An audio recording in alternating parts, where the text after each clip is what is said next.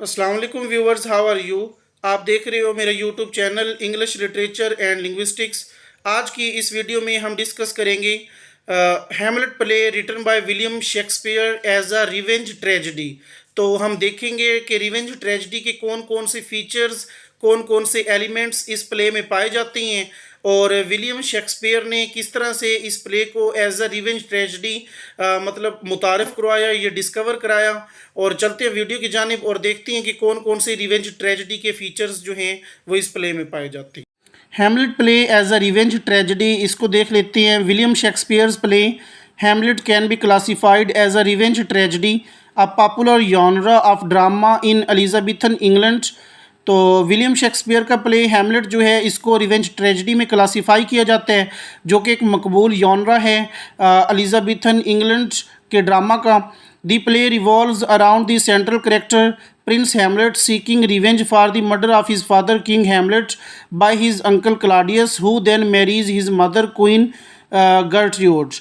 तो ये प्ले जो है बेसिकली रिवॉल्व करता है, सेंट्रल कैरेक्टर जो है वो प्रिंस हैमलेट है, जो रिवेंज की सीख में होता है अपने फादर की मर्डर की, किंग हैमलेट की, अपने अंकल क्लॉडियस से, जो बाद में उसकी माँ क्वीन गर्ट्रूड से भी शादी करते हैं। The theme of revenge, justice, and the moral and emotional conflict that arise from these actions are at the core of the play।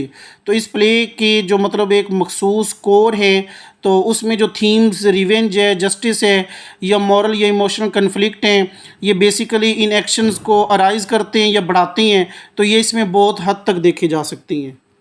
Next है Hamlet's obsession with revenge drives the plot of the play, leading him to contemplate the nature of revenge, the moral implication of taking justice into his own hands, and the psychological toll it takes on him.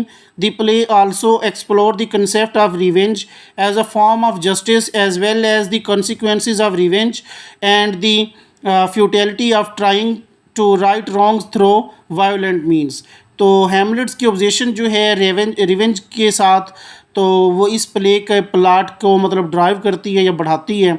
तो जो इस मतलब nature of revenge को contemplate करते हैं और इसकी जो मॉरल इम्प्लिकेशन है, जहाँ पे ये मतलब जो अपने हाथों से वो इस जस्टिस के हवाले से देखते हैं, तो ये साइकोलॉजिकल टोल को रिप्रेजेंट कर रहा है। और यहाँ पे जो प्ले है एक्सप्लोर कर रहे हैं कंसेप्ट ऑफ रिवेंज को as a form of justice. मतलब उसका ख्याल है कि रिवेंज जो है वो एक जस्टिस की फॉर्म है, मतलब ये उसी के लिए इंसाफ है कि जिस तरह से उसके अंकल ने उसके वालिद साहब को मतलब मर्डर किया था, तो वो कहता है कि ये इंसाफ होगा अगर मैं रिवेंज लूँ। तो इसी तरह कंसिक्वेंसेस ऑफ रिवेंज जो हैं और जो मतलब राइट रॉन्ग, सही गलत करने की कोशिश कर रहा होते हैं।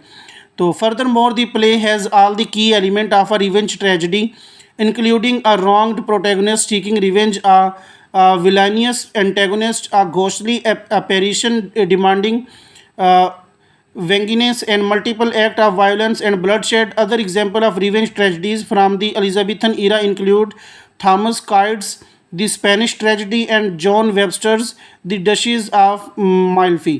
तो मज़ीद बरा ये प्ले जो है वो रिवेंज ट्रेजेडी के तमाम तर एलिमेंट्स को रिप्रेजेंट कर रहा है, जिसमें रॉन्ग प्रोटैगनिस्ट जो रिवेंज की सीख में रहता है, और इसमें एंटेगनिस्ट को दिखाया गया जो उसके बाद फिर घोस्ट का अपीयरेंस होना, और मल्टीपल एक्ट जो वायलेंस और ब्लड शेड से भरे हुए हैं। मज़ीद एग्जांपल भी इस तरह की हमें एलिजाबेथन इरा से मतलब मिल जाती हैं, जैसा कि थॉमस काइड्स की द स्पेनिश ट्रेजेडी है, और इसी तरह जॉन वेबस्टर की द डचेस ऑफ माल्फी है।